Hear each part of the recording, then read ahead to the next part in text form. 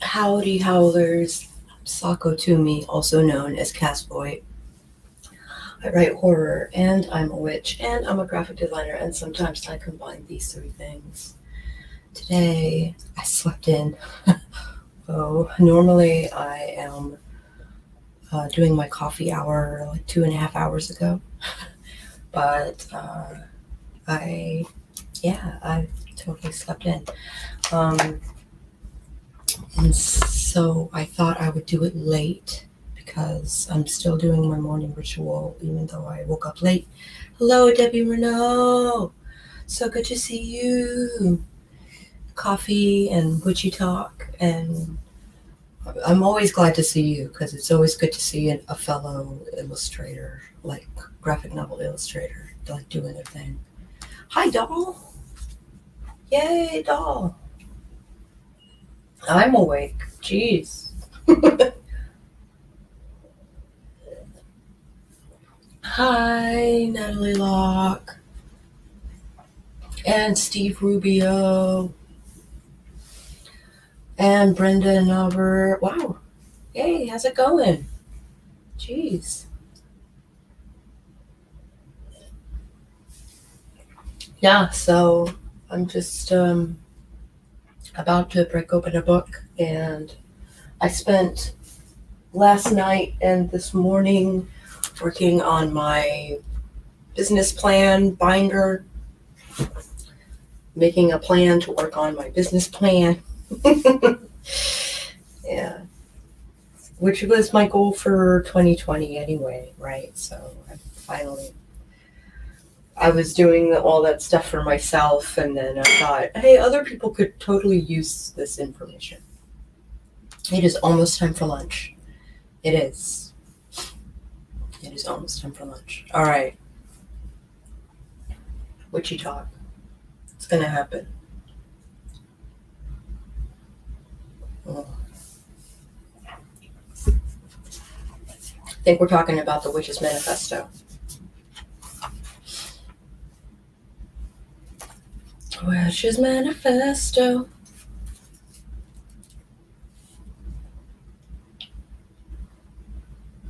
I'll probably start the section over because Aphrodite and I kind of like took what was the introduction paragraph and kind of went off with it. So, which was good because it seemed like Aphrodite had a lot to say. All right. Was it something I was supposed to do this morning? I can't recall. I don't think so. Now I'm questioning myself. I don't know. I don't know. Mm. I'm gonna need more coffee for sure. And I don't care if I have to like unplug everything and take you with me. I will take you with me. We will have a field trip. It'll be fine. All right. Witch's Manifesto. I struggled a bit with the title for this section. Is manifesto the word needed? What do you call a collection of goals and aspirations for a personal path with the hope that it will influence and guide a larger culture? Who am I to issue a list of commandments or rules? That's not my intention. I must confess that I have intended to connect manifesto with fervent young youths passing out. Let me try that again. To connect manifesto with fervent young adults passing out their Xeroxed visions in goth clubs. But manifesto is the right word in this. To make something known, to give it form, to bring it into being. And you just finished brewing your coffee. So good to see you, Nicole. Holy crap. I'm so glad. Like, everybody's running a little, so Fridays are my mandatory day off. Like, I'm supposed to, like, take it easy and work on whatever the fuck I want. And which is weird because I work on whatever the fuck I want every day anyway. since I lost my job. And yeah.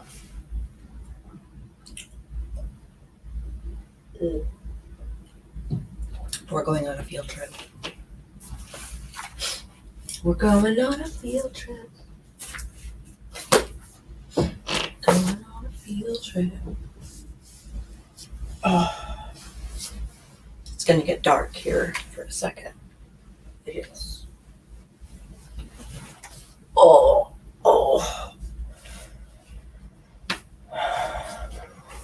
I am so glad that I'm treated like a podcast. It makes my heart warm.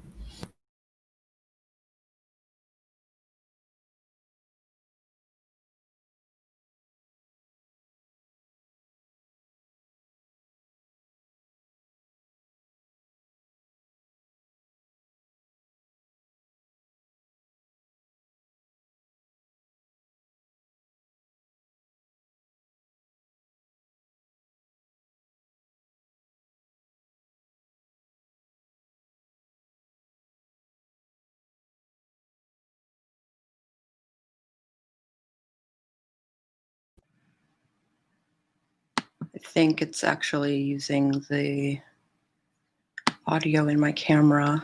Yeah, okay, great. Is there now? It's because I yanked my whatchamahoosit out. Okay, good. Whatchamahoosit being my mic, excuse me.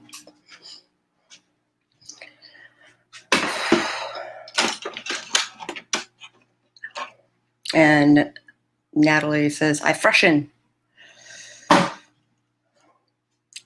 Refreshed. Dear Lord, I can't type. Oh, I see. Yeah. Well, it was my end. It was my end, not YouTube's.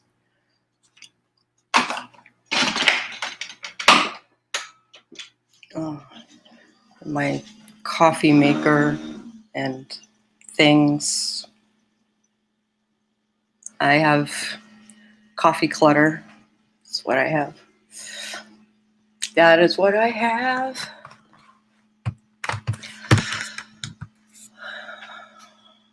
So yesterday and the day before was new moon time. I did a little bit of hedge writing the other night. Oh, well, not hedge writing, like domain work. And it felt scattered. I think because I used flying ointment. And the last couple of days, weekend is here. Hi, Marco. Time to sleep all that free time away. Yeah, no kidding. Ain't that the goddamn truth?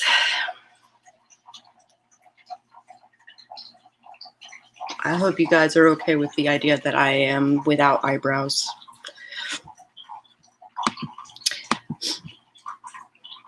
And family reunion in the comments or in the chat, which is awesome. So do you guys have, oh, hi, Sage. Just here to drop, I'm wrecked from this week. I get it. Boy, howdy, do I get it. Take it easy today, man. You don't gotta stick around. Especially with Sunday coming.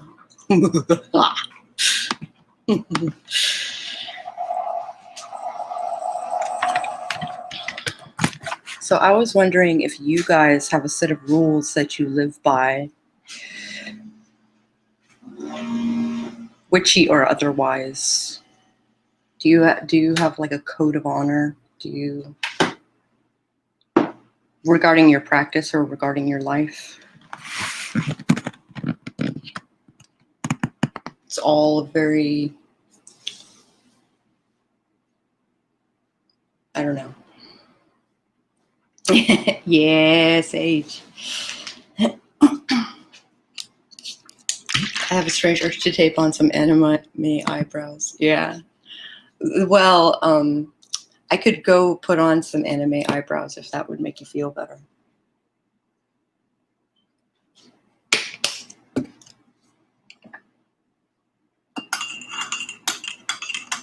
think I'm going to have a take 2 with the cigarette and everything too. I hope you guys are all right with that.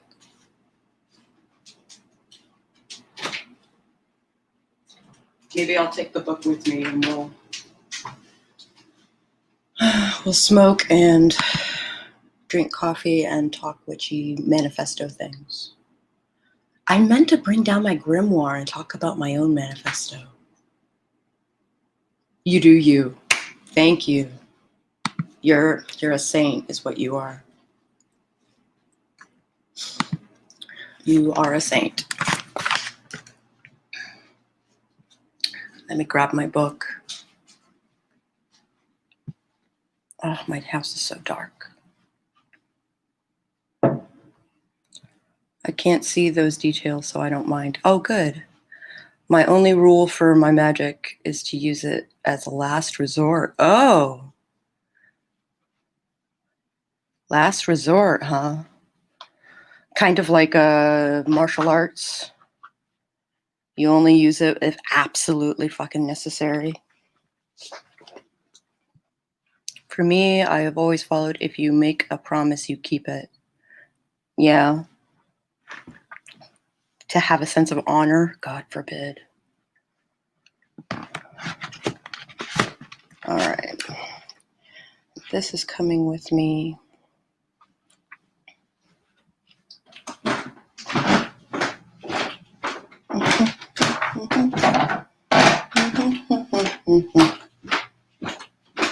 Hi, Bonnie. My favorite Bonnie.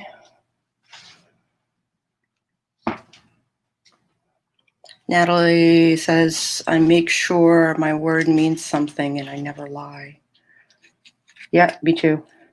This includes never to lie by omission because someone didn't ask the question. I want to be able to rely just on my word and people believe me. I would like that, but I don't want people to blindly follow me or anything like that. I want them to come to their own. Why am I walking in here? I'm a creature of habit is what the fuck I am.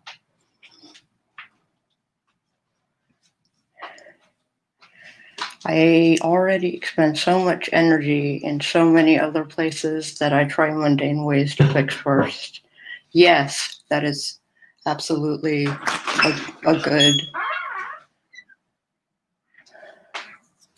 Check your writing and sources twice. Ooh.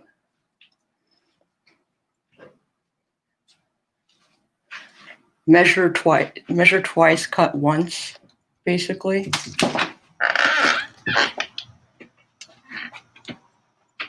Oh, I see ladders out.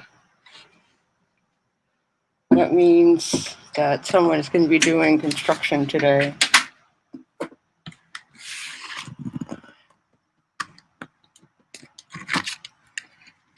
Oh, it's so nice out. Fall has arrived. It's got to be like 69 degrees.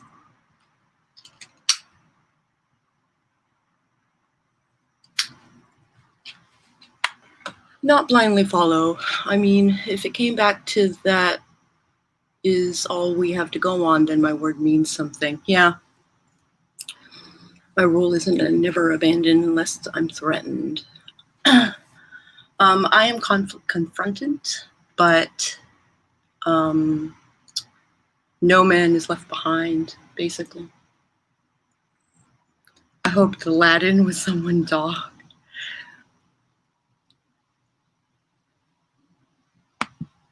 Oh, ladder, yeah.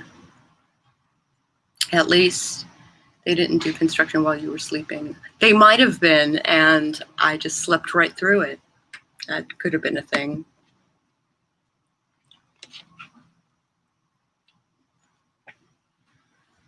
I wonder what the easiest way of doing this is. Okay, so in case you haven't been hanging out, because I did see Heather pop in and I saw Pronoun pop in case you guys haven't been hanging out while I've been doing these in the morning, because it is barely morning. at this point. I've been reading Weave the Liminal by Laura Tempest Zakroff, and kind of reviewing it, kind of discussing it, kind of, you know, all of that stuff. We're about halfway through.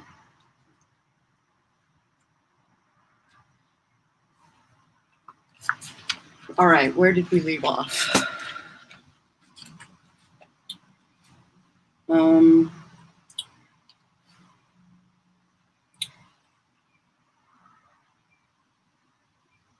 I look at the churning, bubbling cauldron that the world is right now, with quite a mixture of thoughts and feelings. I can't shake the feeling that we're on the verge of a massive breakdown and cultural collapse. But I also feel there are immense possibilities in store for a new epoch of emergence, with greater understanding, compassion, and luminous vision.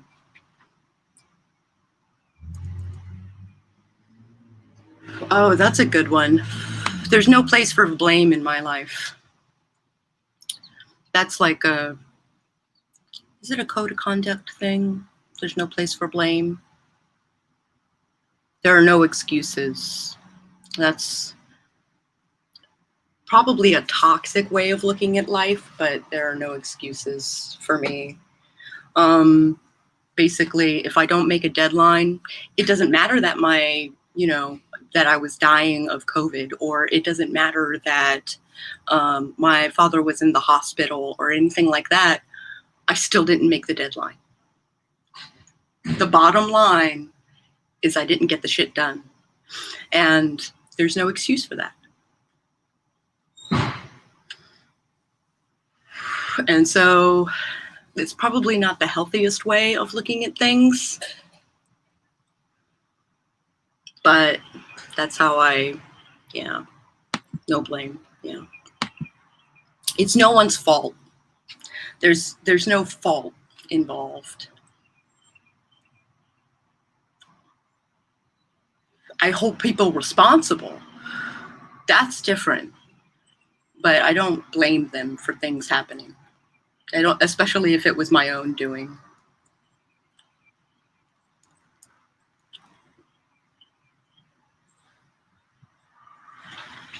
Yeah, that's an awkward topic. Blame and excuses.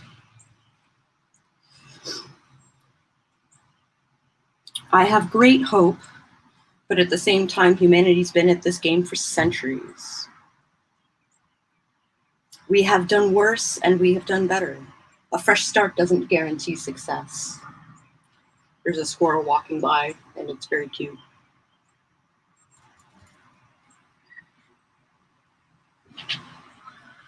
The leaves are starting to change here. Awesome. We need a couple more cold nights, I think. There's a couple of trees that are starting to turn. Can I change the light? Yeah, that's a little better, right? Unless I put it in the chair and put the chair in the middle of the thing.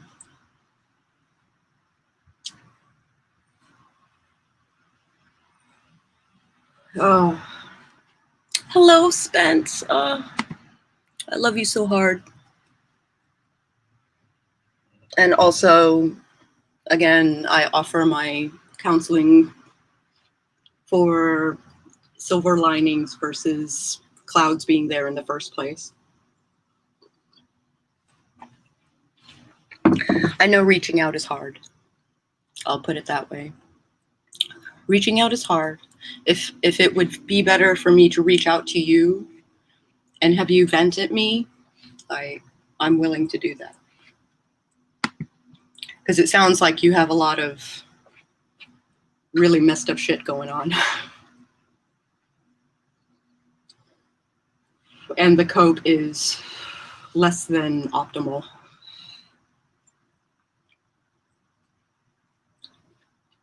And that goes for all of you, to be frank. If 2020 is really beating you down, like, I'm here for you. I mean, I had people harming me in the past, but it was my responsibility to get away from them, and I did. Yes, but hold them responsible for harming you. It's not blame. It's not. But it is, hey, you did this thing and you need to take responsibility for it.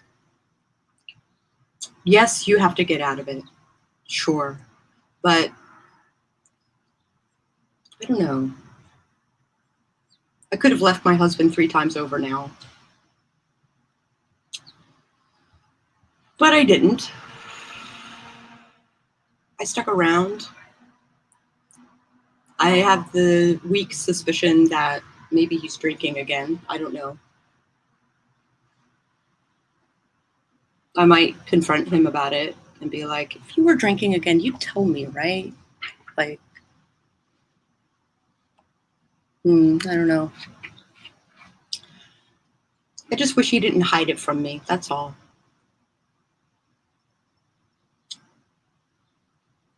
So I might ask him. I mean, I'll drink with him. That's fine. But, like, as long as he doesn't, assault me like he used to. He's been in a lot of therapy. There's been a lot of therapy between now and then. So maybe it's better. I don't know.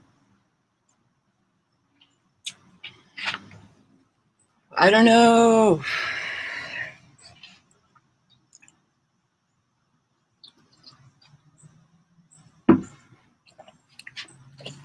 So yeah,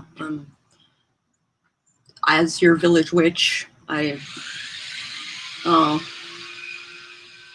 that going to be a bother? Probably going to be a bother.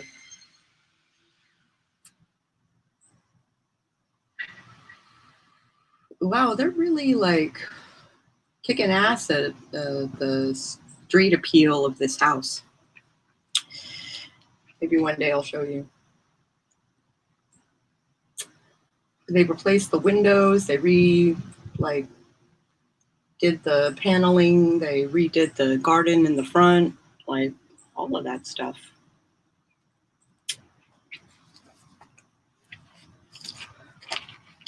All right. So I'm sharing this list of possibilities and ideas ripe for manifestation. These are things that should apply to all people, but I feel that witches should help lead the way. You may find them to be made of star stuff.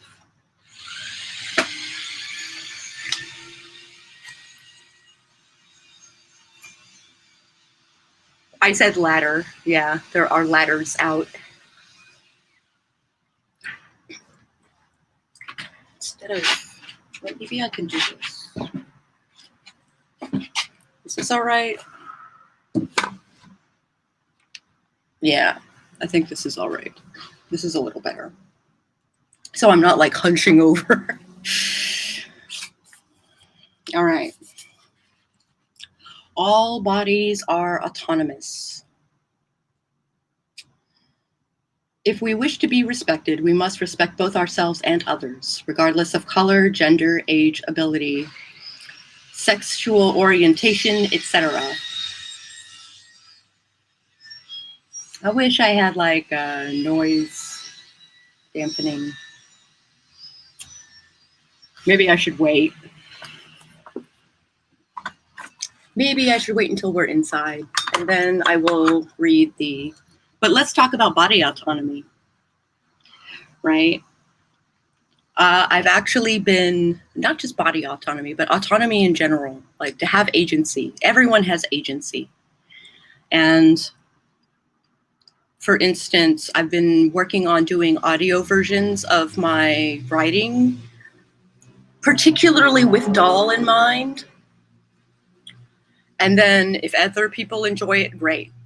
But my target audience for my stories is doll. And if I hit other markets, then awesome.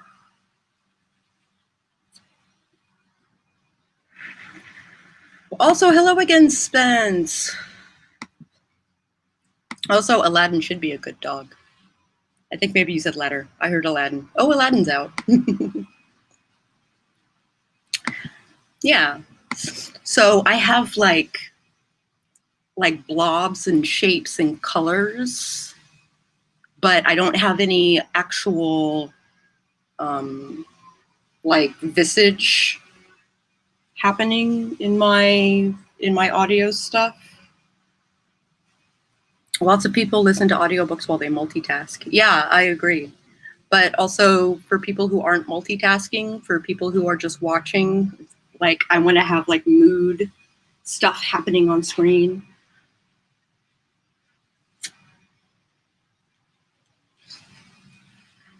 Yeah, it'll be fine. I've queued up my thing. I just need to spend. Let me try that again.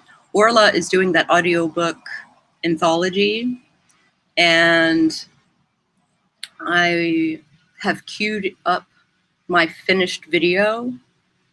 I just need to send it to her so that she can put together the playlist. You're my target audience. Yeah. Hey, baby, you're my target audience. Absolutely. All right, let's go back inside because stuff.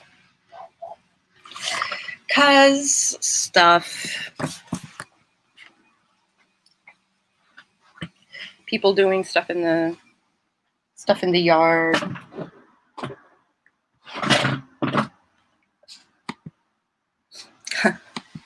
Yeah. Hilarity ensues. Hopefully you guys aren't dizzy. I do spin in a circle when I come inside. Also, I kind of want to get a new wreath thing for fall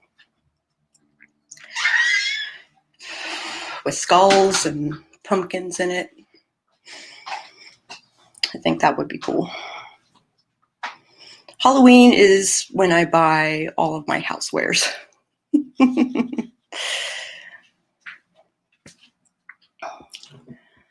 All of my housewares. All right, let's go back upstairs and get on power.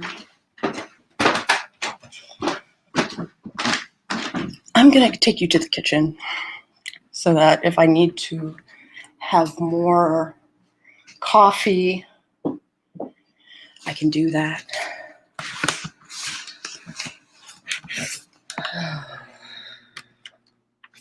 Welcome back to the kitchen. It's been a minute. I'm thinking about doing I'm trying to figure out where to do my release party on Sunday, by the by.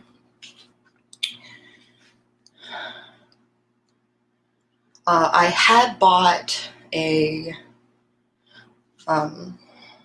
backdrop and a stand for said backdrop and all of that stuff, but it's not supposed to come until mid-October, which doesn't help for the release party. I apparently need to start getting ready to go. We're going on a walking adventure. Oh, and you're in so much pain. Is walking adventure a good idea if pain is a thing?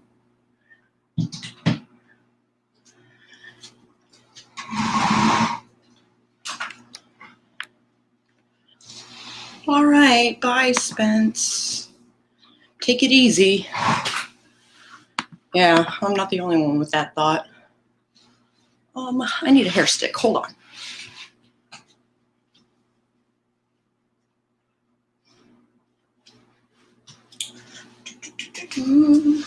So, a quick bit of trivia. You predominantly use Indonesian blackwood for my hair sticks because they don't break and they take to moisture pretty well and oil really well. My hair oil kind of keeps the wood healthy. Hi, Nobu. What are you? Okay, getting some water. Theoretically, I messed up my shoulder by sleeping, and my best friend messaged therapist bestie. Oh, advised me that movement is a positive. Okay. If that is the deal, then maybe some movement will be good.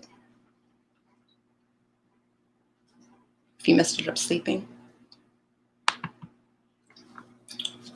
We'll see what's up. All right, now that we're sitting.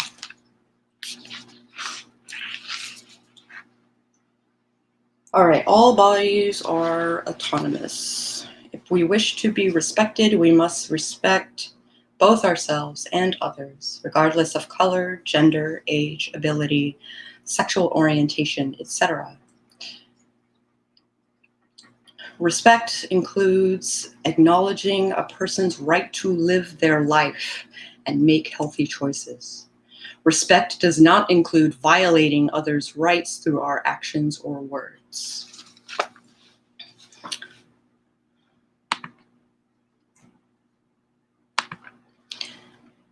Halloween decorations are just decorations. Yeah, I've got Halloween skulls all over my room all year round. Yeah, me too. All over my house. Oh, I want to show you guys my wine holder. I'll probably do that during my party. It's a skeleton, like holding it on his back. Oh, I bought it this year and I love it. No regrets. No regrets. All right, pain management and also movement. All right, sounds like you're taking care of yourself. Have a good one. Take care. The other is us. Hey, cut it out.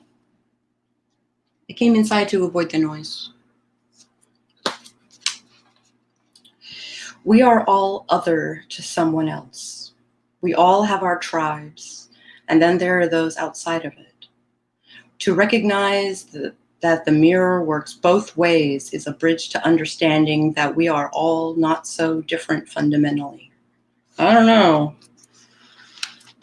I think Trump going into office really showed that people I thought were in my tribe are not in my tribe. As respect existence or expect resistance is my marching orders. I have a big sign that I hand drew for protest marches that say that. Respect existence or expect resistance. All actions are an exchange of energy. Everything we do involves movement in some way. We can exchange energy in a reciprocal manner, giving to those who give to us, or pass the energy along in a daisy chain, receiving and giving down the line. The circle of life, birth, life, death, rebirth, is a constant exchange of energy. No one is entitled. We are not owed anything by the world, regardless of who we are, where we're from, or what we have done. We are not owed anything. And that, that gets really muddy, right? I think BLM is a sign that bodies are not autonomous and they are the other, and they have been treated as such for centuries. And I think they are entitled. I think they are entitled to a step up. I think they've been kicked on the ground for so long that that they deserve, that they should be brought up to the baseline, that they should be, created equal. They should be treated as peers. And the BLM movement is a great, and the police reaction is a great example of how they are not treated with respect.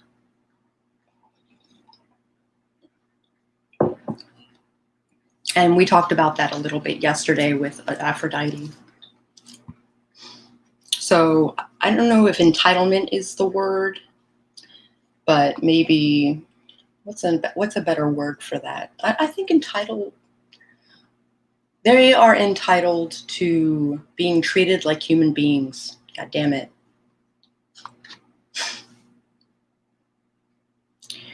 All right, let's move on.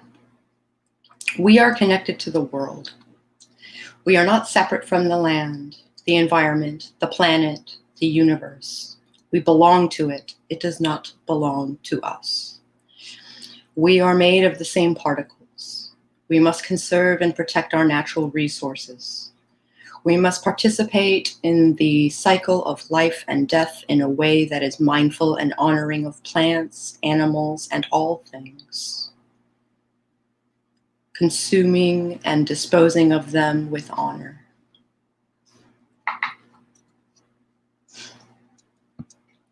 We are responsible for our personal power. We are not, our power, reading, our power comes from within and recognizing it for ourselves. From there, it is our duty to learn, guide, observe, listen, act, and do what we can to help others as well. Life is a collection of points, not one definitive mark. Part of being human is making mistakes, learning from them, and granting opportunities for change. If we shame or punish without granting an opportunity for change and redirection, then we fail to respect ourselves and others. I suppose that's why I haven't left my husband.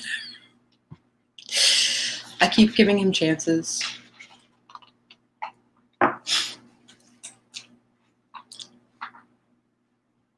You are the summary of your words and deeds. The measure of who you are is expressed definitely by what you do and say and how you do it.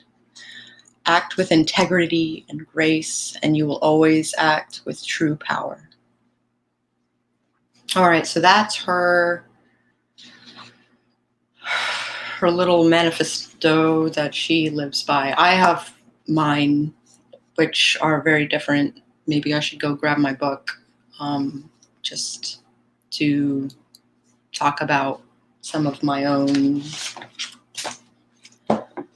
things and take a sip of my coffee.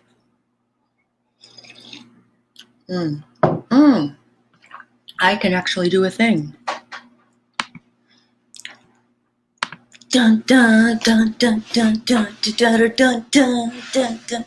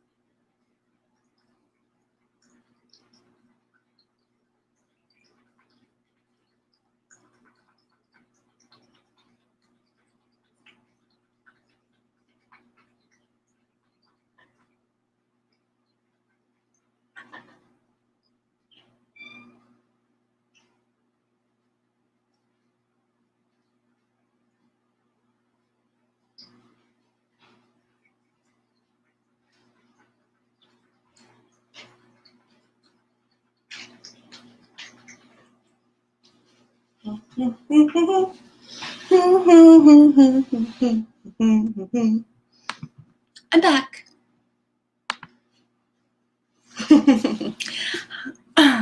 Looks like Raven has popped in. Yeah, it's officially afternoon here. Hello, Orla. You, hi. And thank you for standing by. All right, I'm going to look at my own keys, goals of a witch, right? Which I suppose is a manifesto by her definition.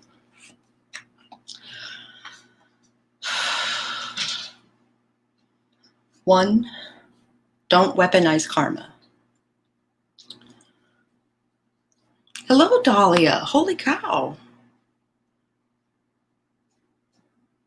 Very cool. I don't think I've seen you in my in my stream before. I'm so honored that you would come. Jeez.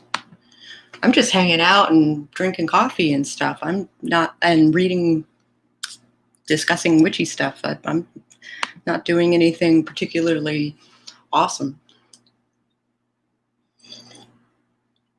All right, number 2, help those in need. You're back to the land of the living.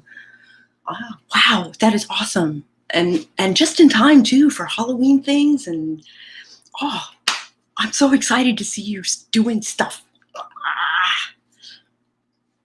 I'm so excited to see you do stuff. I will watch all of your videos.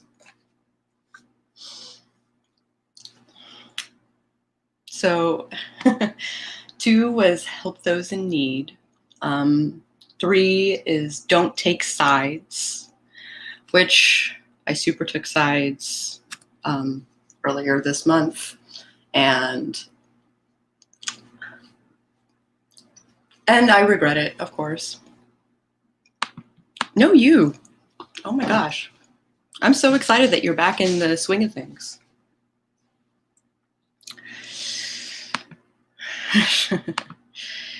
Yes, absolutely. Number 4, if the olive branch is extended, you must take it. So if, for instance, I had an ex-boyfriend that, I have an ex-boyfriend who we had kind of a weird breakup, and 2 years later, he got a dose of his own medicine as to why we broke up. And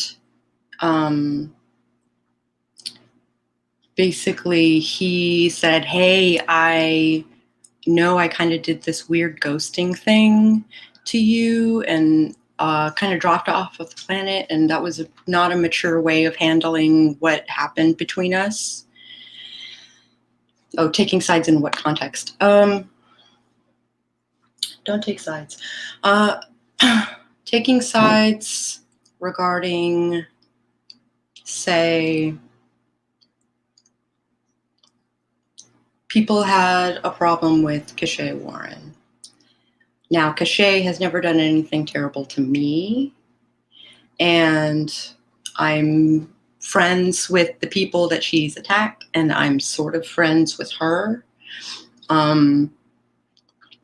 So it doesn't behoove me to take sides either way. I have to wait for her to like do something to prove that she's not worthy of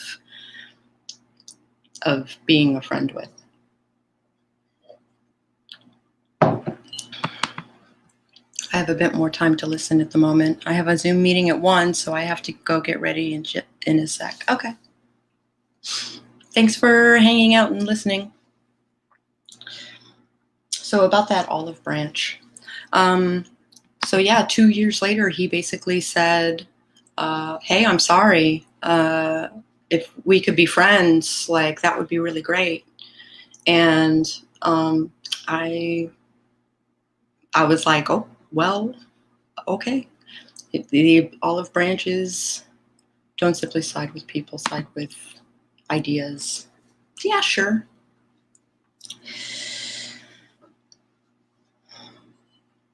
And maybe that's what I was doing, was siding with an idea of something, but it wasn't my place to stand up for them.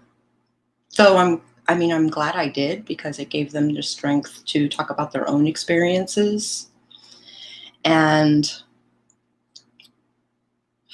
I don't know, it was a messed up situation where I probably should have like just done some homework and narrowed it down to the people that actually like had a problem with me.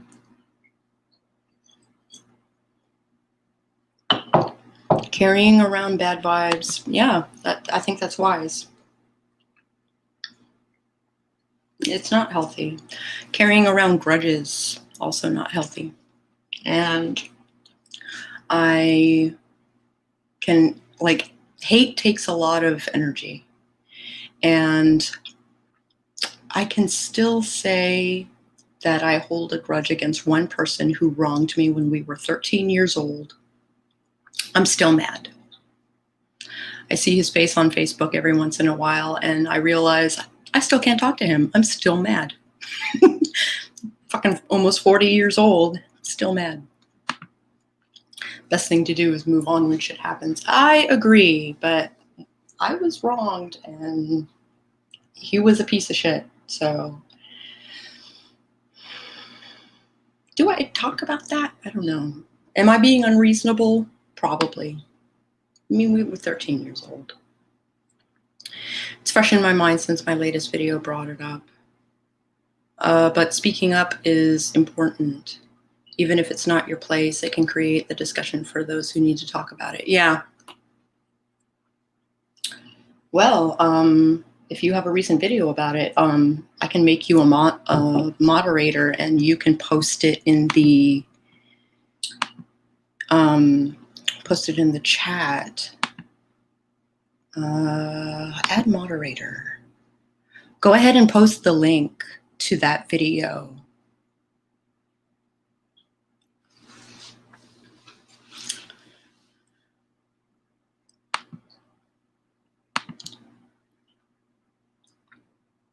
Oh, come on.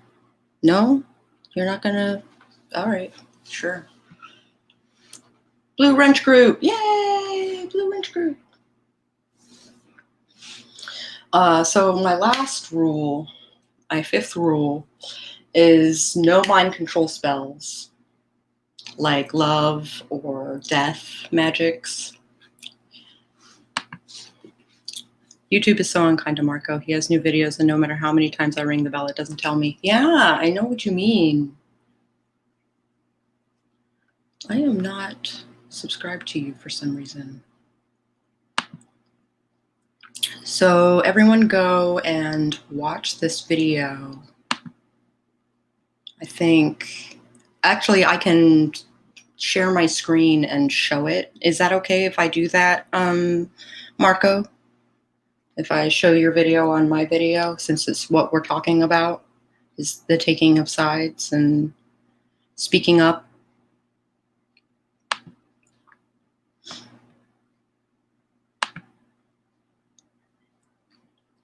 The way of resistance, civil disobedience in theory and practice. Ooh. Oh, it's a 20-minute video.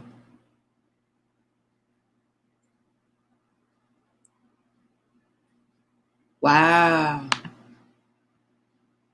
Why civil resistance works. Ooh, this ought to be a really good one. And it only has 36 views. I don't understand how that's a thing. So I recommend everybody open this in a new window. And as soon as this stream is over, please watch this video. It is regarding civil disobedience and speaking up about what you believe in.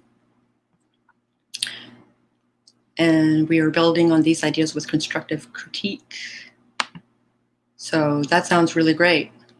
Oh, and he says he'll link to the moment he's referring to as well. So do watch this video. I think it's extremely relevant to what I'm talking about.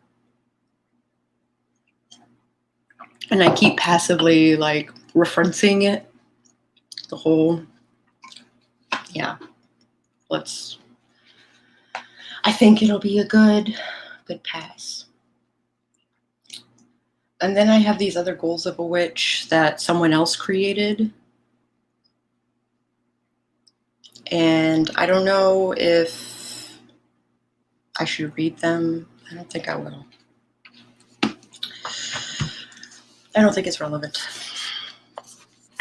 All right. Choosing your threads.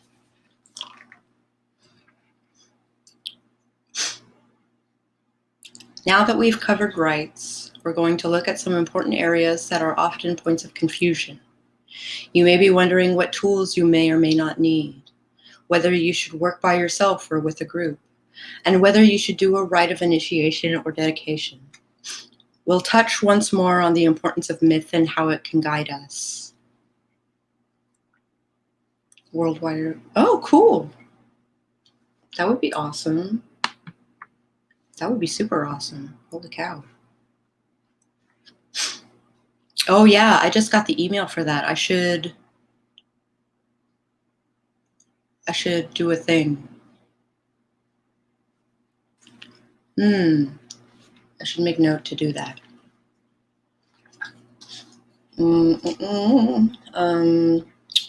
World writing, worldwide writing or something like that. Write-a-thon.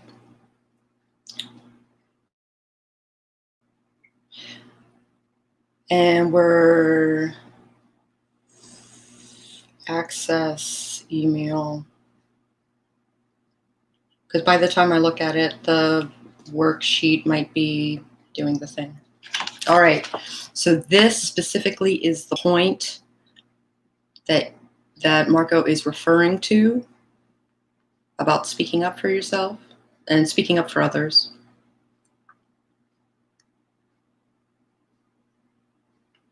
Also, that's awesome. We will team up. Sounds great. All right. These are like choosing the color and texture of the threads before sitting down in front of the loom. After you've gotten these threads properly aligned, you'll be able to get down to weaving them together in a pattern that is the witch's craft. Wait, no. No, this isn't the one?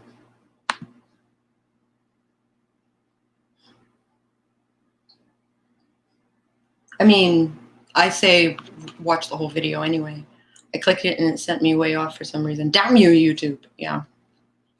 Yeah, I gotcha.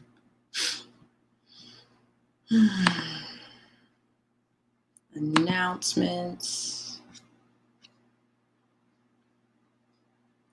Honey High School Ragnarok.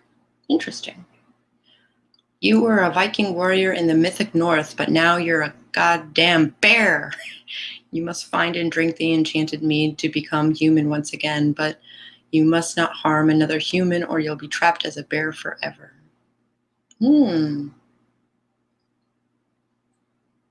So I'm a big fan of Twin Cities by Night. They do like RPGs and stuff like that and record it as a podcast. And they post them in the announcements and whatnot. So maybe I will link it. If anybody is like interested in that thing. I'll let this play while attending my meeting. Oh, okay.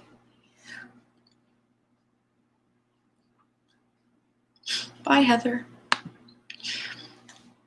Who says you can't be both a Viking and a bear? Am I right? Also, take care, Heather. Yeah. We have 7 minutes left on this stream. Is 7 minutes enough to read this section? I don't know. Reconsidering tools and aids. I'm going to try. Here we go. Often there is a tendency for folks to go, okay, I want to be a witch. What tools do I need to buy in order to do witchcraft? Since you're reading this book, I'm going to assume you're a living, physically embodied being, which means you've already got all the tools you need already on you. Yes, even if you're reading this book while completely naked. Your mind, your breath, your heart, your hands, your feet, everything that is a part of your body makes up your essential tools. Speed reading. Right.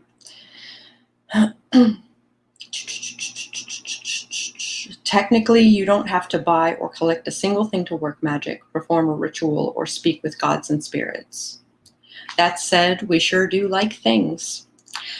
So witches especially seem to have an affinity for shiny things and collecting stuff, much like our friends in the Corvid family, crows, ravens, magpies, rooks, and jays. Similarly, these birds also utilize both tools and strategy to achieve their needs.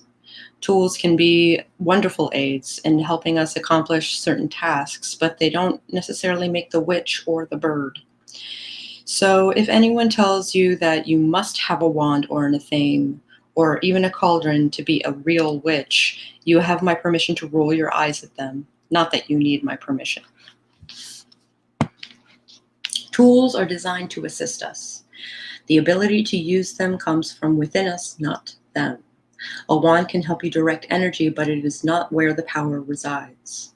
A fancy handcrafted ritual blade can be a very beautiful thing, but investing in a good kitchen knife is a better move if cooking is how you do your work best.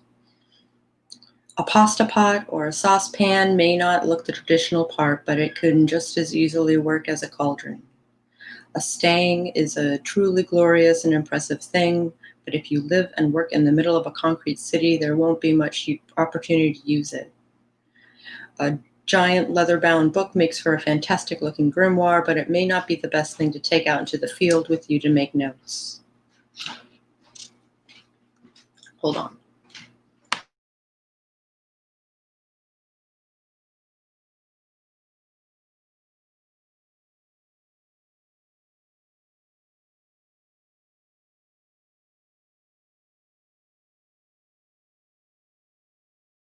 So husband is going to make his smoothie for the morning, and I'm going to mute while that's going down.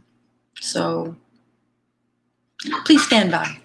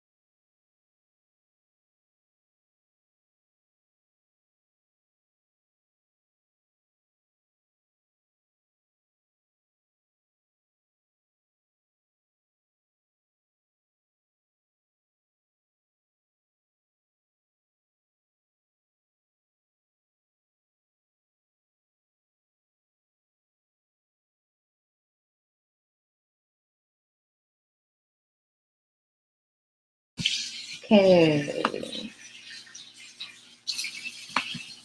But yes, this is an excellent example of making do with what you got. And like, I actually have a similar deal.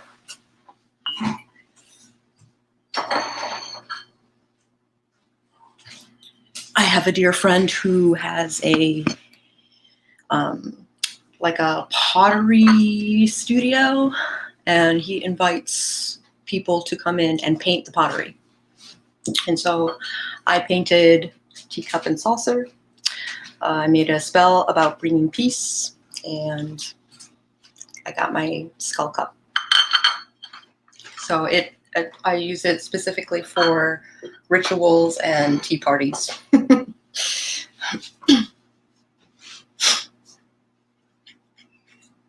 Oh, should we go for another hour? Is that a thing? Tell me what you guys think. Oh, of course you do. Of course you do. I don't know why we're not better friends. Here's to you. Jeez.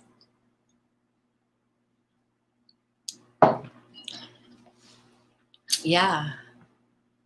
You can handle another hour? All right. Let's do this. I have some things I need to accomplish during the day, but I have all day. All right. Let's do it. Awesome. All right. Cool.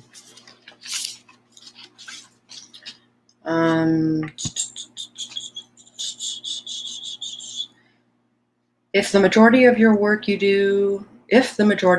work you do involves plants, then having a trusty pair of gloves or a trowel that you can count on is worth more than some shiny crystals. Oh, awesome. That kicks ass.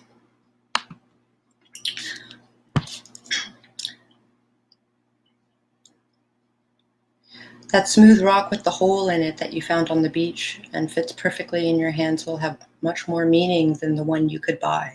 Absolutely. For one, that rock with the hole in it is called a hagstone. And the idea is that if you look through the hole, you can see into Arcadia. You can see into you can pierce the veil. So it's particularly good for divination, particularly good for hedge writing, all of that stuff, like stuff where you're contacting a different plane. And I had a friend bring one back from Iceland for me. It was super cool. Super awesome, and I love it. And I had considered buying one, but that seemed like, I don't know, it could have been manufactured. I don't know. Found stuff is more powerful than the bought stuff. Absolutely. Though there is something to be said for stuff that is already pre-blessed and already has the resonance of a white witch or something like that. Like, yeah, didn't buy it, just picked it up. Yep, exactly. The lava stones. You know exactly what I'm talking about. Mm-hmm.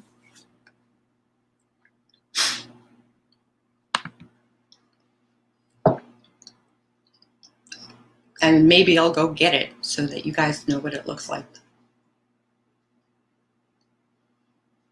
I have a bag of rocks and herbs that I keep around for divination and head writing, for that matter.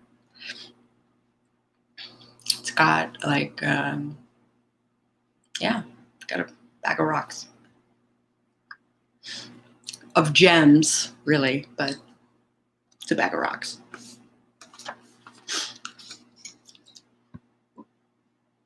Regardless of how you acquire them, your tools do not have to match the picture books, but they do need to fit the form and function of your needs. The majority of fancy tools that are featured in books on witchcraft and Wicca tend to be more of symbolic or ritual nature, drawing from a background of ceremonial and theatrical magic. They're really not meant for getting down and dirty in the kitchen, garden, or studio. Garden, or studio. I'm not saying you shouldn't have them or can't use them on occasion.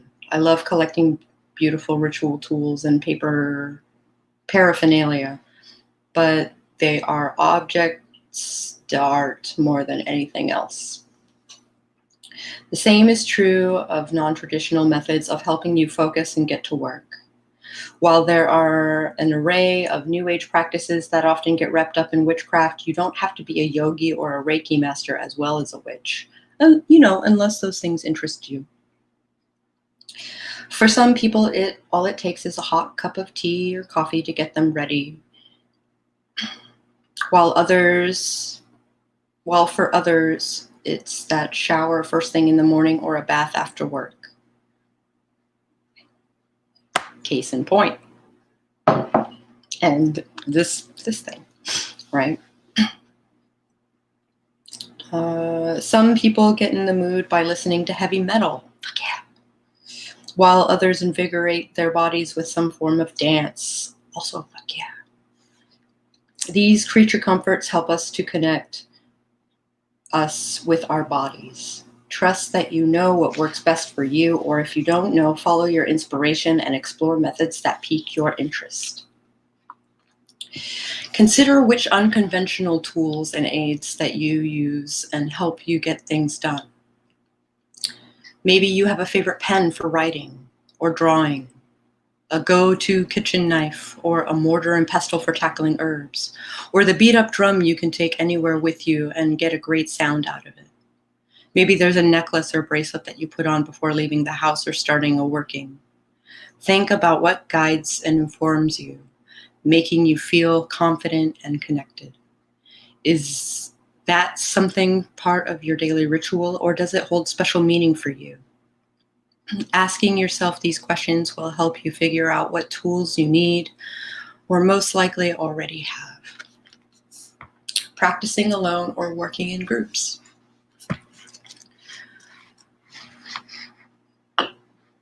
Oh, I finished my coffee. All right, coffee number three.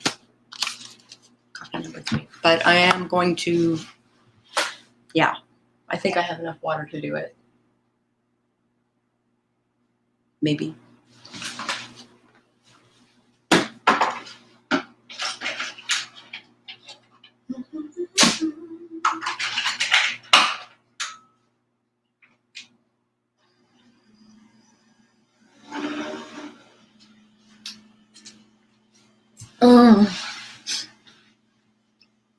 Oh, please give me the name of this book again. I started your stream.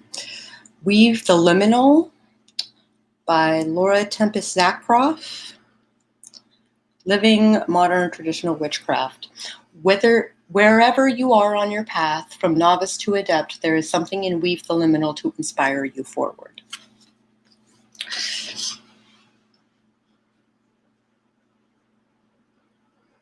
So really, this is about figuring out what kind of witch you want to be.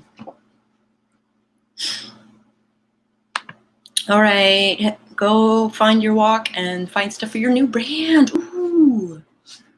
I'll still be listening, but I won't be chatting. No problem. Thanks for listening. And also, let me know what kind of stuff that you end up getting, because I am super curious. It's going to be awesome. I love the idea of new brands and trying to get stuff within that brand. Oh, it's wonderful.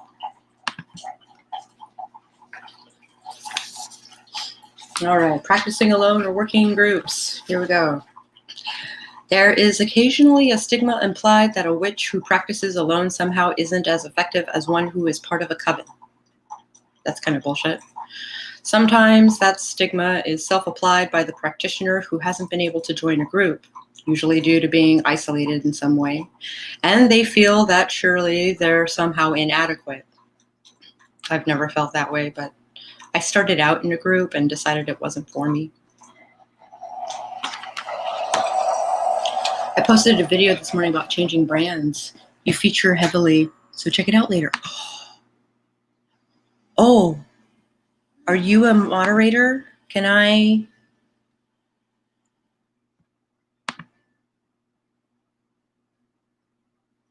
you a moderator? You are a moderator. Post the link, please.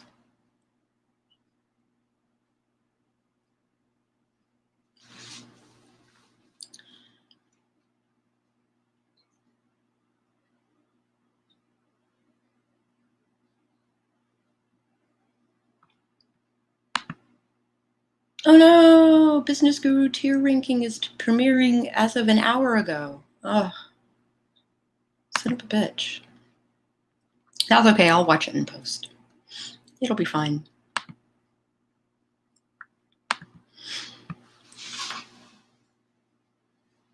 So yeah, if you have the time, please put the thing. I've been really bad about,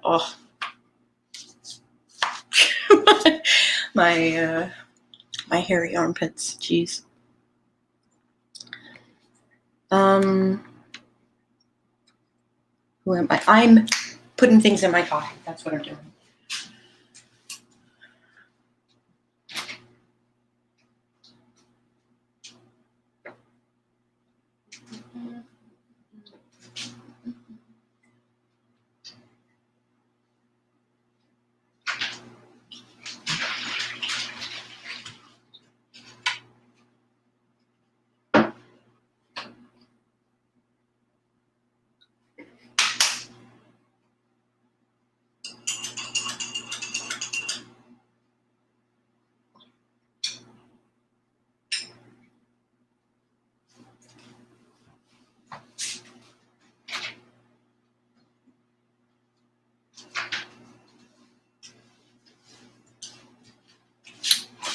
Link! Awesome. Yes, I will totally watch that thing. Open a new tab. And pause. Awesome. Also a cute picture.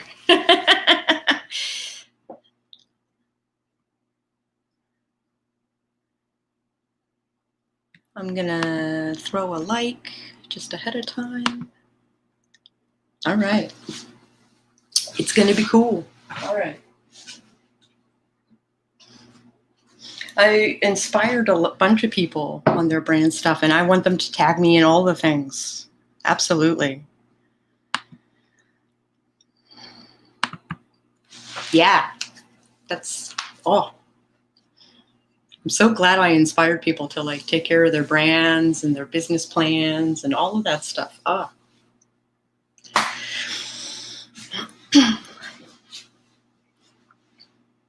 thinking about putting together all my videos as a class, like a lesson, like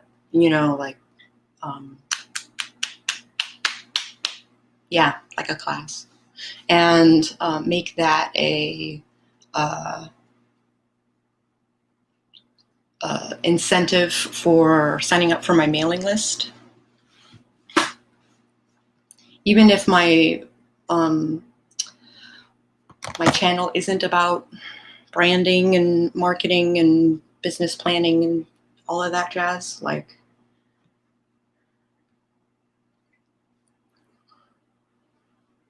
oh, I see. It's whenever it's a link. Oh. Yeah, there's a little glitch in StreamYard where it doesn't select the post, the comment, so I can't read it. So it has to be on screen. So I'm just going to put it on screen until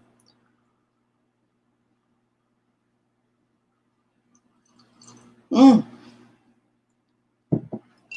my gosh. Woo!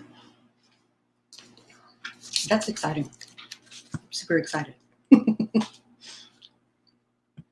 All right, where did I leave off?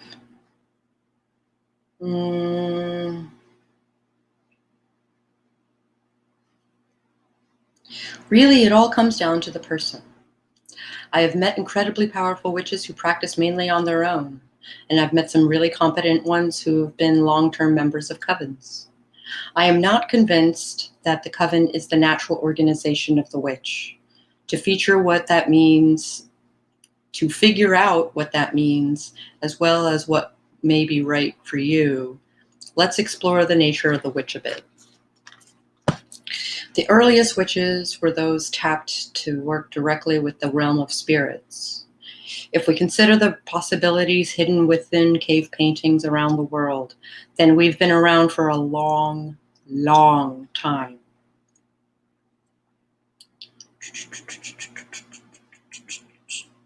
Be it gut instinct or the result of reading too many novels about prehistoric humanity, I get the feeling that even in close-quarter tribal living situations, the witch probably occupied their own nook in the far back of the proverbial cave or forest. Why? Working with spirits and deity alters you. Or as some would say, perhaps we're differently wired from the start, which is why we do what we do. Although we may do a lot of work for the good of the community, that doesn't necessarily mean we're social creatures by nature. We're already keeping a lot of company as it is, even if you can't see them. Adding more people to the mix can get exhausting very quickly. Space, distance, and solitude provide mental and spiritual sanctity. But the communal distance isn't just for the benefit of the witch. Most people are not comfortable with the concept of the other, of spirits, gods, visions, and liminal spaces. They may respect it, be in awe of it, or even worship it, but they are really just totes fine with it staying over there, along with the witch. Which brings me to a sticky topic of covens and what I feel is their somewhat unnatural nature. Before anybody has a conniption and spills wax on their cloak, I do understand that the coven structure is something that works for many. And as always, if it works for you, that's wonderful. But I'm going to unravel why, in long-term historical context, they don't quite make sense to me. In every society, there is a certain order to things that can be seen in a repeating pattern for thousands of years all over the planet. You have those who work directly with the sacred spiritual, like priests, clergy, shamans, witches, etc. And then there is the rest of the community, who in varying degrees follow the rules and beliefs of the divine while going about their own business. They acknowledge the divine through various protocol, festivals, and rituals outlined by the clergy, while the latter deal directly with the spiritual realm, on their own, in temples, in sanctuaries, and in other places apart from the rest of society. In various witch cult theories, which pronoun was talking about naming their cult while listening to me talk. In various witch cult theories, the idea is that pre-Christian beliefs had to go underground to survive, and covens were a way to keep the old gods alive. Other theories and systems believe that Christianity just got layered on top of the older practices and were practiced in covens or families. Either that can make sense, and there are varying degrees of evidence supporting both, depending on who you ask. But where it gets a bit strange for me is the idea that everyone in the coven was a priest or priestess kind of witch. That's a lot of cooks for one cauldron in a regular daily sense. If you consider the witch in a professional sense, it's highly unlikely that there are. If you consider the witch in a professional sense, it's highly unlikely that there were a slew of them in one area. Just like there wouldn't have been 6 shoemakers for a village of 200 people, or 9 blacksmiths. Add to the mix the reality that professionals of all kinds have very specific ways of doing their thing in their own way. They rarely combine forces unless the population or space requires it. What I can see happening is a convening of witches, or in more modern times, a convention, where witches would travel to a certain location on a yearly or so basis to talk trade, exchange wisdom, and perhaps take care of some big issues by working together. I do it on a monthly basis, but yeah. I doubt they had badges and ribbons, and perhaps they did have guests of honor, and I'm sure late night room parties were probably part of the deal. I wonder if they covered travel expenses.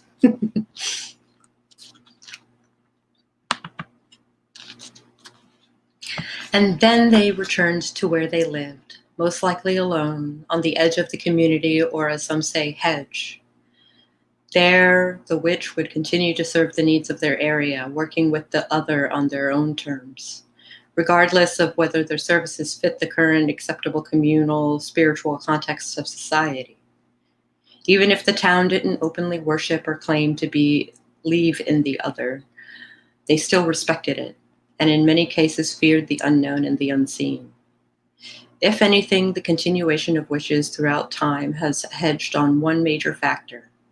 We are the problem solvers. Witchy moot. Yes! Witchy moot. Absolutely.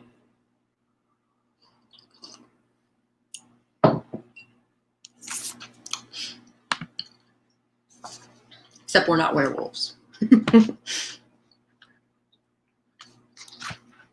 And sometimes, there would be like laymen in the mix as well. Sure.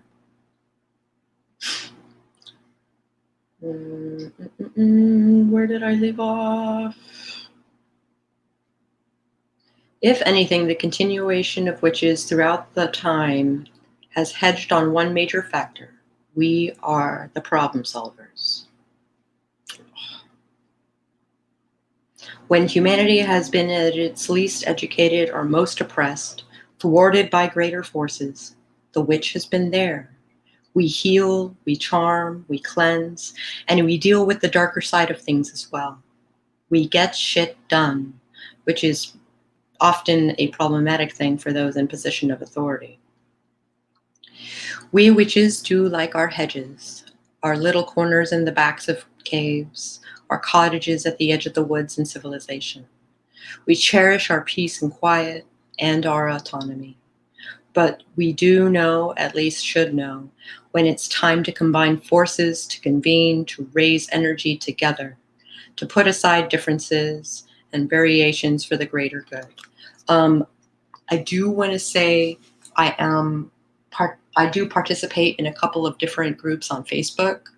And since 2020 started, there has been a lot more like, hey, I'm casting this spell on this day at this hour. If you guys want to do the thing at the same time, it'll have more impact. Let's do it. Especially when Kavanaugh was, yeah.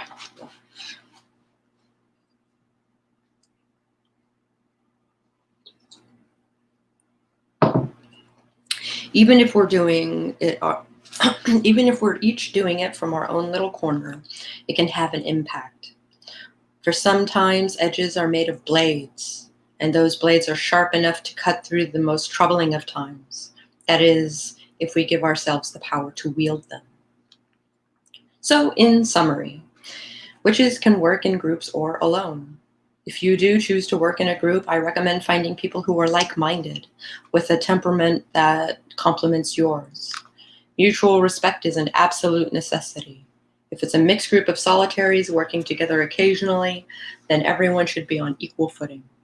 If you're entering a kind of mentorship where you are learning tradition from someone else, there should still be a sense of mutual respect, but you will be expected to follow their rules until you have graduated.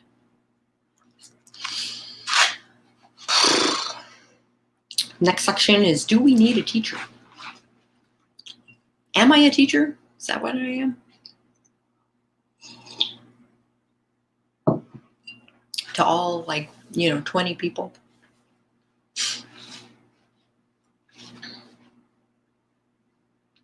Ooh. Take a moment to stretch and crack my neck. Do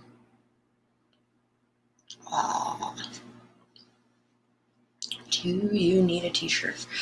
Once I was teaching the authentic witch crafting a working tradition at my local pagan pride day, and luckily we had some time for questions. One of those questions was, so do I even need to find a teacher in the craft? Part of what I love about this question is that it came from a mature adult who was taking lots of notes. Why does that matter? This particular workshop always draws a wide mix of people. Young people just starting out, as well as older folks who may be coming late to this path. Or perhaps they've done years of other systems and still haven't found exactly what they're looking for. My read on this person was that they've been working on trying to figure out the answers for a while. Teacher of Sockoism. Yeah, no kidding. I also come from so technically my foundation was Wicca. That's where I started. And within Wicca, you have like a secret magic name that I have literally shared with no one. I've had it for like 25 years, and I have literally shared it with no one. Because names have power, and the fewer people know my power, know my name, the less power they have over me.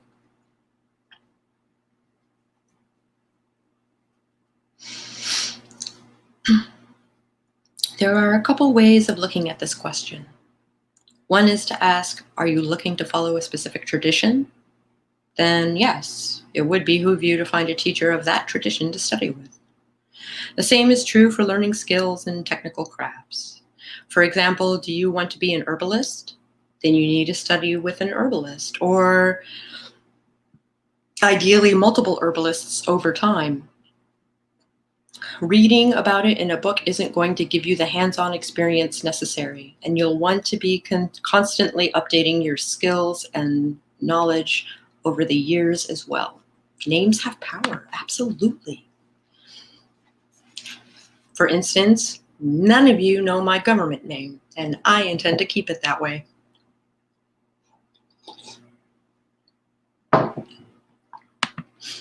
Though people say words only have as much power as we give them.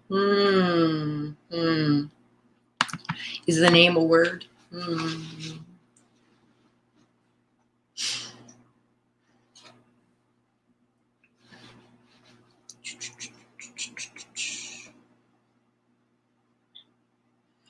Another way to answer this question is a bit more elusive and less obvious. It involves abandoning the formal academic idea of the teacher-student relationship and taking on a witch's perspective. That viewpoint is that the whole world is our teacher, if we're paying close enough attention. Sometimes we enter into formal agreements, and the rest of the time we're sloshing up against everything like a jellyfish. The best kind of learning isn't a one-way diction or a write and repeat, but rather an immersive experience. I have a hard time seeing witchcraft as something you learn in a set time frame. A year and a day, 3 years and 3 days, by a certification course, etc. I believe the same is true for dance and art. Ooh. You can complete a course, but does that mean you really know what you're doing? The course offers guidance and maybe a paper reward, but that doesn't put someone above or below a person who chooses a different approach. Dance, painting, witchery, these things all require living experience in order to understand them, to truly be skilled and artful at them. The classroom format can definitely lend a sense of order and validation, but it's just one way to learn. Drinky.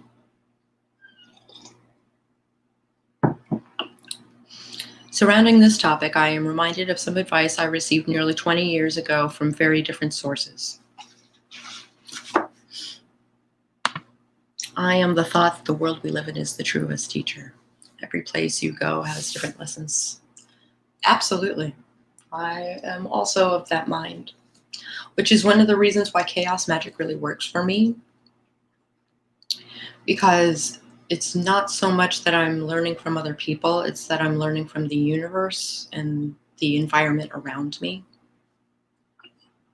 And that happens to align with. So, chaos magic likes to say that it doesn't have a dogma, but there is obviously a leftover dogma like that has like some residue within chaos magic, right? So I think there's corners of chaos magic that I'm just never gonna get into, like summoning demons and all of that wacky stuff. Like it's just not how I roll.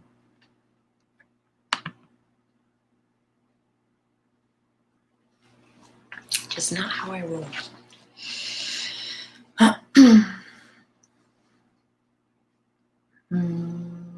Where was I? Okay, here we are. Sure, you can go to grad school, but the world is a greater classroom. I received this information from two teachers I had in college, who are both still present in my life today, long past that initial student-teacher relationship. One taught art and design, and the other history and language, with esoteric framing. I have yet to regret not going to grad school, and I can see the fortune of life experience that has informed my art and practice. If I wish to learn another form of art, a technique of some sort, I can go and study that technique specifically, but there are a variety of options I can choose. Apprenticeship, adult education classes, special programs, etc. Even chaos can only take shape in ways we are able to imagine. Right. But that's the idea, right? Is that we can make reality whatever we imagine. Like, that is essentially the moral of the story when it comes to chaos magic is reality is subjective.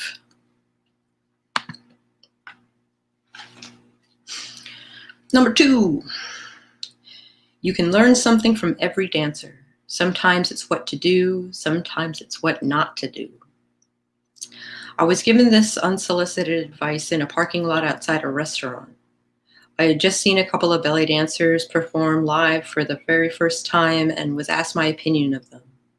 Since I had been taking dance classes for only a few months at that point, I had been mesmerized by the beauty of both dancers, how they moved, the shiny, glitzy goodness of their costumes, and the way they commanded the room. I was in love. I couldn't wait to be like them. It's hard to have your identity have a power connected to you. Oh. Regarding the names thing, yeah, absolutely. I wonder if there's like a super lag.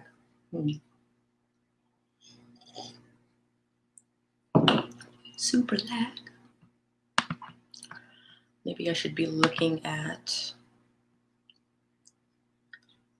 I am of the thought that the world we live in is our truest teacher. Yep. Hi, Morgan. Yay, Morgan. Also, hi, Morgan. Yeah. How's it going, Morgan? Oh. That advice came from a more established dancer who was not my peer nor my teacher, and was not known for their tact either, I would discover later. Their words were jarring to my reverie of the moment, but in time I would understand what they meant. The advice also applies to more than just dance. We can learn something from every person we encounter, observing what works or what doesn't work, and choosing what is best for our path. Ain't that the truth? So I consider myself forever the student. Right. So good. I just need to stretch because I've been sitting for a while. Creek pop snap.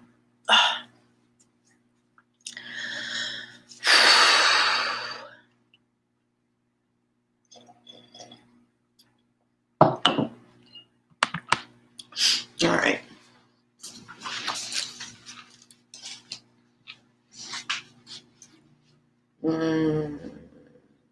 Observing what works or what doesn't work and choosing what is best for our own path, right? In retrospect, there was more to that moment than just those words. There is nothing wrong with falling in love with something. No, we're not going to see the warts and all right away, but it draws our attention and gives us new focus. Nor is it our job to harsh anyone's high just because we've already seen it. We all figure it out at our own pace, and sometimes we learn the hard way too. We all have different needs, different ways of learning. The universe has many ways of teaching us. There is the way the ocean teaches us in the flow and pull of its waves, but the dangers of overestimating its power and our own footing, how the water easily gives and takes. There is the lesson of the trees, the cycle of blossoming, covering, and shedding, the patience of slow growth, and the interconnectivity of their roots and branches with the other beings around them. There is the way that fire gives light and warmth, but is also all-consuming, and how it dies without breath. There is also the whispering of the spirits and ancestors in our dreams and in our bones. Then there are people in our lives, those who are born into, those who choose, and those we flow with and against. So if you feel comfortable with an academic approach, there's nothing wrong with that. Just realize that it's just one approach. And to get more in depth, we're going to need to get out in the field beyond that. Truly, you will never stop learning, as long as you're open to seeing that everything is an opportunity to learn, grow, and challenge ourselves. So do you need a teacher in the craft? Yes, you do.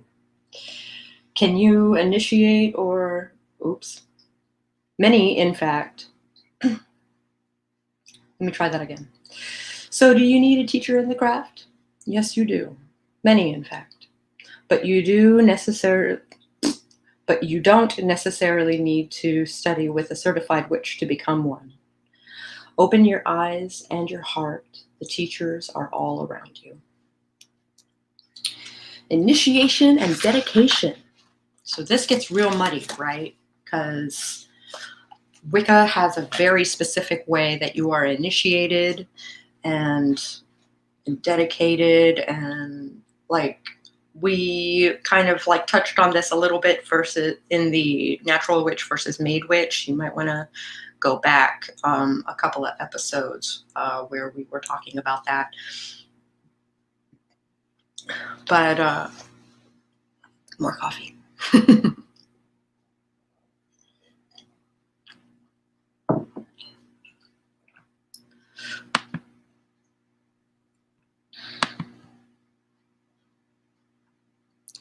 We got 20 minutes left. All right. Oh.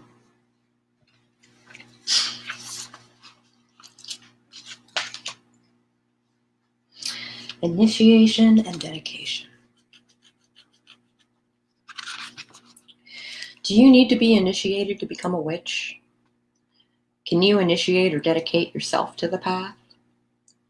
As I mentioned in the previous section and in Chapter 2 in Natural Witch versus Made Witch, if you're looking to become part of a specific established tradition, then yes, generally there will be some kind of formal initiation.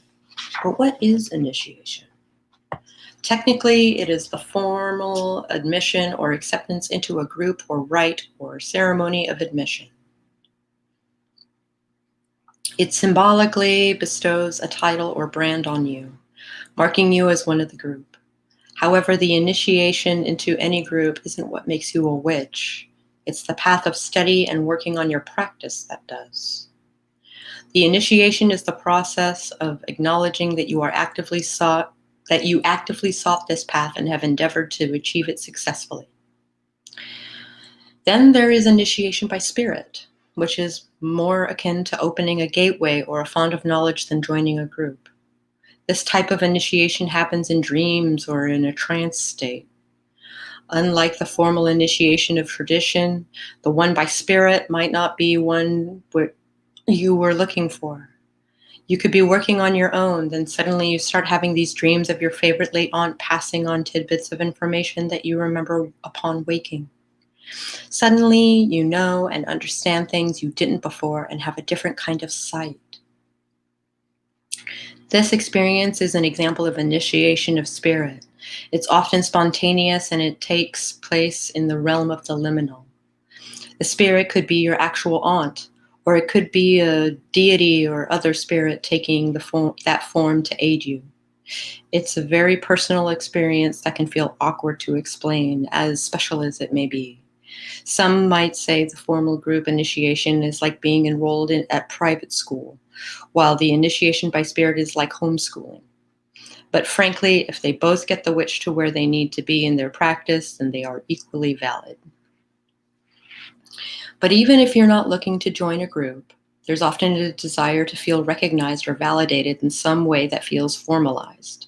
It's very human, very natural thing to do. I can tell you to suck it up and own being a witch for yourself, but that's not very helpful, is it? Also, yes, I'm pretty sure. So I was sort of initiated as a Wiccan. I did go through the whole naked in the woods and having stuff painted on me and stuff like that. Also, hi, Jenny. But that wasn't the path that I stuck with. So I also had like an initiation by spirit, via trance, via dreams, via dissociation, basically. So it's, can you be initiated more than once? Sure. It's not like I had a formal tear away from Wicca. There wasn't like a de-initiation, that made me not Wiccan. I just left that path behind me.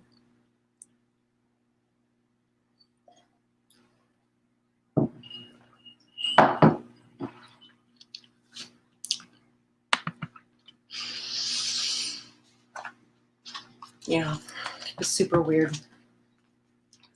But even if you're not looking to join a group, there's often a desire to feel recognized or validated in some way that feels formalized. Oh, wait, I read that already. Let's try this again. Instead, I'm going to suggest some things that you can do that will help you feel like that things are indeed set in motion. One option is devising a rite of dedication. Dedication means that you are making a formal declaration that signifies your complete and wholehearted devotion to the path of the witch. I did that with Hecate. I did like a big fancy rite in the beginning that was like, yes, I will in fact work with you. In fact, here is a big thing that we will start with. And I do that with most deities. Actually, I do like a big welcoming party, basically, like a big formal thing when I'm working with a new deity, and then I just upkeep the relationship.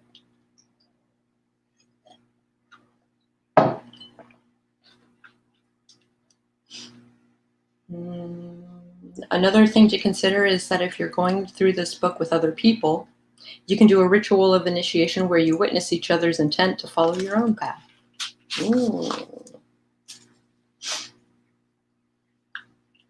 That I'll have to put this particular episode in my Wicca group. Wicca is the most popular, so a lot of us in there get in there because someone else is in there, and we mistake it as the path has shown up to me.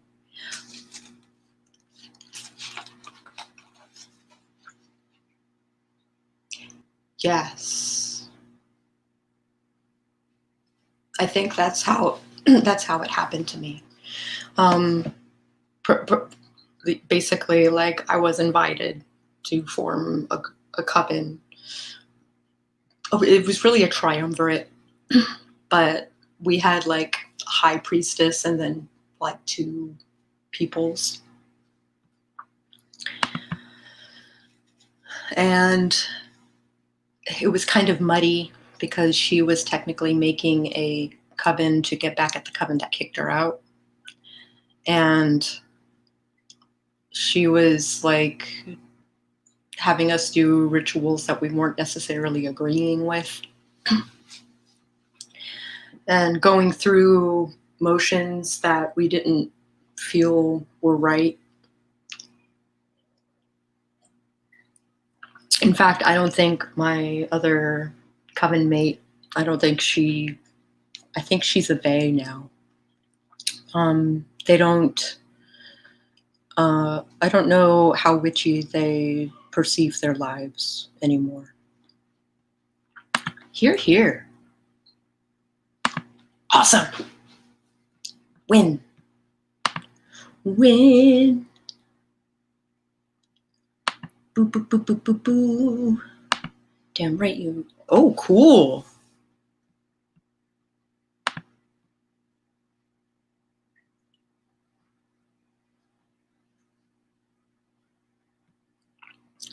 I would like to like this thing. I would like to share this thing. I think I can only share it if it is on my phone. Yeah, I think it can only be shared on my phone, which is weird.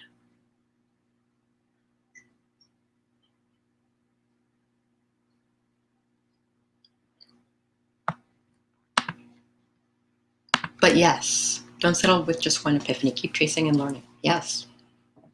Forever the student. But you can't force it. You can't force those epiphanies. And I keep having to learn that lesson.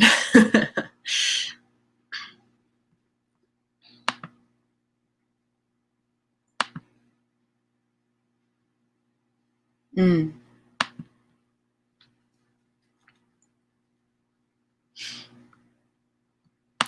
Wow, you have an awesome yard. Benefits of being a cottage witch in the woods. Yeah. Kick ass. Forever learning. Aren't we all? And learning from each other. Absolutely.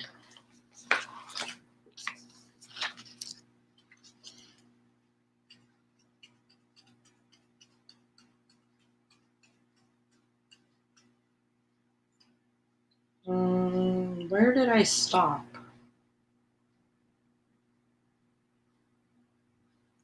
In devising a rite or initiation or dedication, consider what you are looking to accomplish.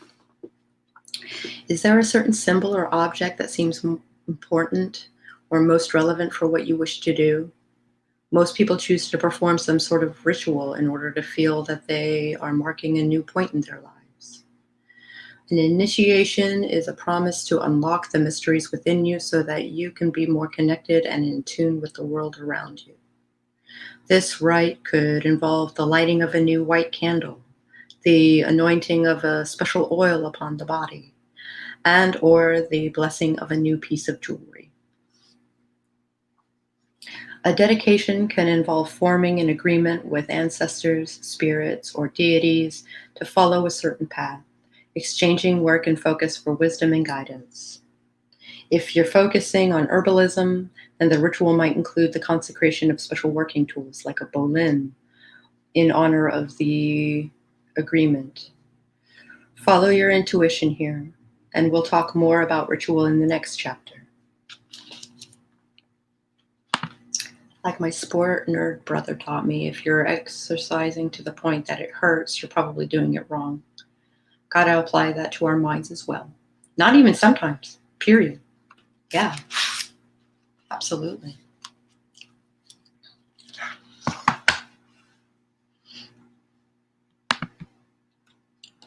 The truth of myth. Mm.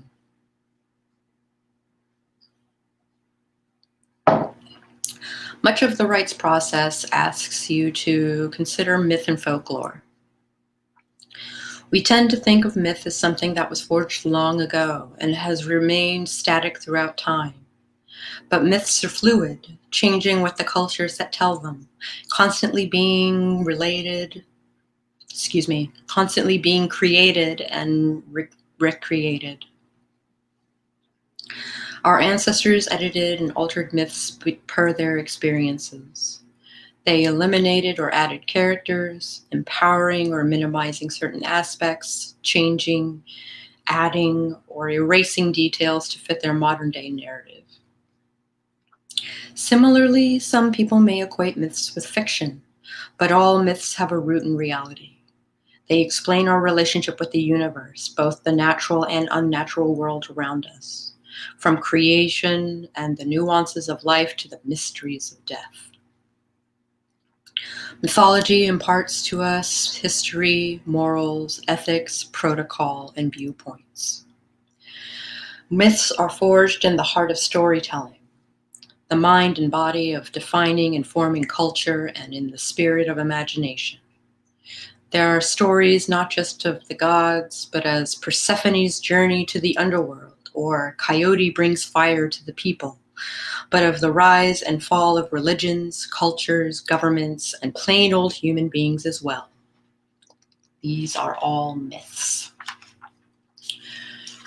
Your great-great-grandfather's trek to the New World and building a new legacy for his descendants in Pittsburgh. Gerald Gardner's founding of Wicca, or the origin story and resulting legacy of any prominent occultist.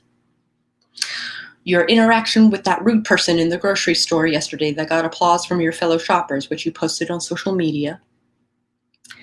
And the surprising and uplifting encounter your friend just had with someone on the subway, which they called and told you about. These all combine elements of truth and real experiences rolled up into something that is passed on verbally or in printed form. We take on details through all of our senses, and our minds unconsciously form versions of what we experience. That means the person sitting next to us could see the same scene play out and remember it in a completely different way. Reality is subjective, right? Others purposely manipulate myths to recreate experiences in their own memories. Sometimes it's done with the best of intentions, and sometimes it's forged under a veil of manipulation. It is vital that we are constantly investigating and reconsidering not only the myths of ancient times, but also those of generation ahead of us and that of those behind us. Persephone's story can indeed change in meaning and relevance depending on how our lives grow. How you saw the myth when you were 8 should be different from when you were 16, 32, 48, or 70 because of your own experiences. Similarly, as history uncovers new facts and other variations of myths, we must allow ourselves to be fluid enough to move with the myth, to see and accept or reject new versions of it. We should question what we think and what we believe, and why we think and believe that way. For example, so much information has been brought to light about how Wicca as a religion came to be, and continues to come into being via Ronald Hutton, letters from Doreen Valiente, conjecture on Margaret Murray's work, etc. And similar P-word paths claiming long lineages and fantastic associations with occult celebrities. Yet some folks are attached to the idea of it being the ancient ways, despite the proof or the logic. Over the last several decades, that connection to pre-Christian times gave a sense of validation and history to a budding movement. But we know that age doesn't grant validity to a path. Practice does. It does not matter how recently your spiritual path got pinned on the map or how it compares to someone else's. What matters is that it works for you. Ask yourself, what does the myth do for you? What do you lose in releasing it? And what are the myths that society is feeding you right now? Myth isn't about the accurate representation of actual events backed up by original source materials.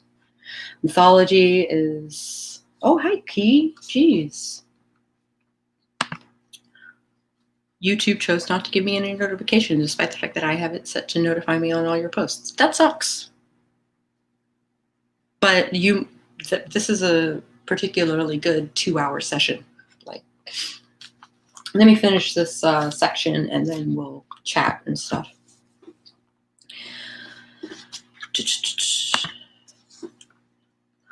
Myth is designed to feed into our imagination, to inspire us, to explain the world in metaphor, to teach us ideas and concepts, and to entertain us. And at the root of all myth is the seed of truth. But truth doesn't always mean fact. Truth is subjective. It's a given perspective of an idea. It touches upon reality for a brief moment and then departs from there. Profound work, huh? We're supposed to know and understand that myths are steeped in metaphor. Relative age or newness has nothing to do with the power of a myth.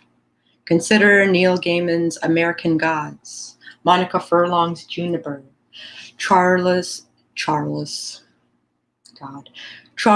DeLint, Moonheart, or Tom Robbins's Jitterbug Perfume, purely fictional modern books that so eloquently provide insight into the divine and magic and our relationships with them. They are also recommended reading, by the way.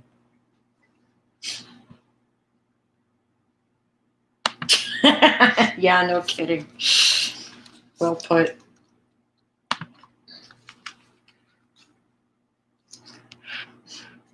The point of myth is to inspire us to find our own truths and craft our own stories. Build our own myths and practices, Jesus Christ, Sacco, and give us principles to use as a guide. And that, dear folks, is no fiction. Age, experience, secrets, and the fear of missing out. We will talk about tomorrow. I'm reminded of Robert McKee's book Story and his distinction between fact and truth. My husband has a couple of books. It's called On Truth and On Bullshit. And bullshit is twice as big as the truth book. And it's mostly about marketing and graphic design in a conceptual fashion. The example being that, for example, random violence happens in real life, but if Frodo got killed by a random orc right before the end of the story, it wouldn't feel like the truth.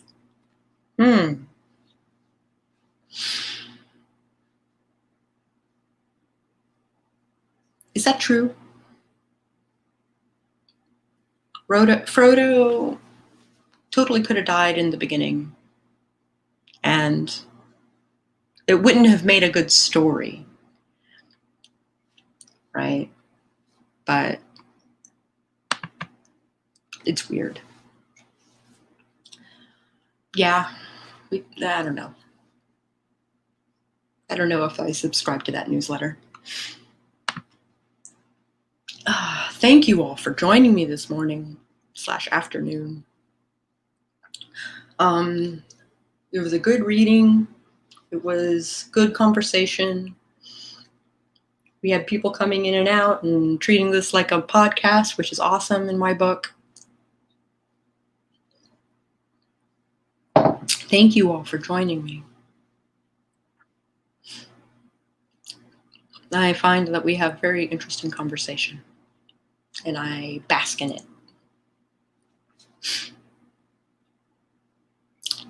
Yeah, no problem.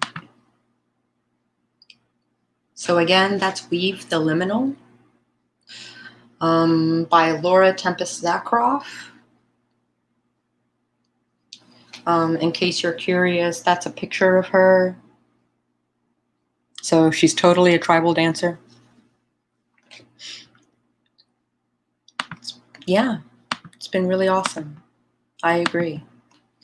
I have a bunch of like commissions that I want to do. I want to work a little bit on my business plan.